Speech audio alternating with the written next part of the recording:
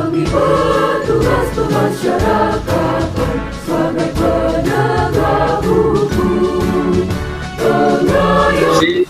untuk program pembinaan narapidana dan klien warga binaan masyarakat. Kira-kira dengan kultur yang berbeda nanti di setiap lapas ini apakah bisa diterapkan program seperti ini, Pak?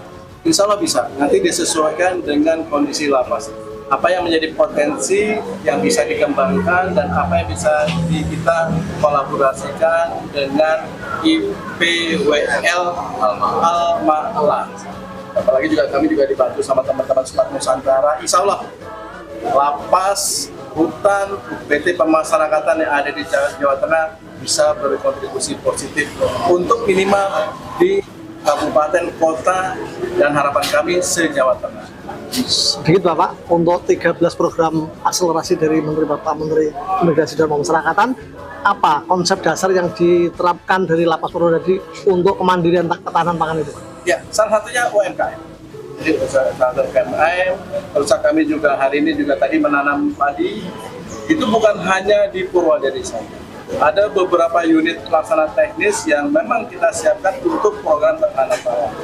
Salah satunya juga di Purwodadi. Tadi kita tanam. Di beberapa lapas itu juga berkontribusi. Ada 2 lokasi tempat yang memang cukup luas, salah satunya di Nusa Kambangan dan yang kedua di Lapas Tugua Kendal. Masing-masing lapas itu berkontribusi. Ya contoh, di Purwodadi juga sudah menyiapkan budidaya manggut, budidaya jangkrik. Nanti jangkrik itu, manggut-manggut itu dikeringkan, nanti pada saat cukup banyak, nanti didistribusikan ke lapas terbuka Kendal maupun ke lapas Nusa Kambangan. Jadi kami membuat sistem, membuat zona, jadi zona selatan itu mendukung program ketahanan pangan di Nusa Kambangan. Zona utara mendukung program ketahanan pangan di lapas terbuka Kendal. Walaupun masing-masing lapas juga menyiapkan diri untuk ketahanan pangan. Contoh di Purwodadi, kita juga ada penanaman padi, ada tambak ikan, ada UMKM. Mudah-mudahan insya Allah, kembali lagi, kunci keberhasilan ada kerjasama. Kita tidak mungkin bisa menyelesaikan persoalan atau tantangan kalau kita sendiri. Kami didukung sama teman-teman dari Squad Nusantara, dari PWL, insya Allah tahap demi tahap tantangan itu bisa kita atasi dengan baik, insya Allah. Terakhir Pak, untuk pemahaman masyarakat, lapas itu kan pembinaan Bapak ya, tidak penyiksaan ya. Untuk warga binaan agar lapas itu tempat yang menyejukkan dan menyenangkan, bukan tempat yang menyeramkan, apa Pak konsep yang akan diterapkan? Betul, jadi kami ini, jadi lapas itu sebenarnya corporate university.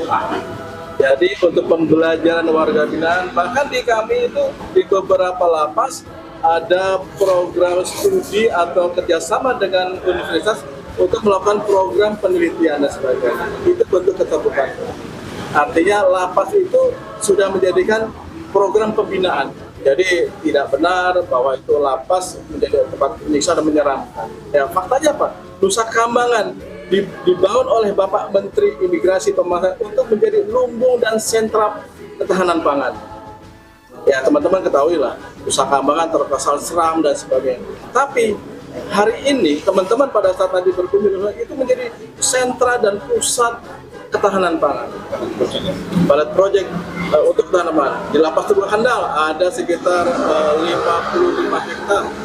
Itu insya Allah akan kita kontribusi juga untuk ketahanan pangan. Insya Allah semua lapas-lapas, walaupun mungkin di bidangnya tanah yang tidak luas, tapi berkontribusi insya Allah dengan kita berkolaborasi dengan semua pihak, insya Allah lapas akan menjadi lumbung pangan. Terima kasih.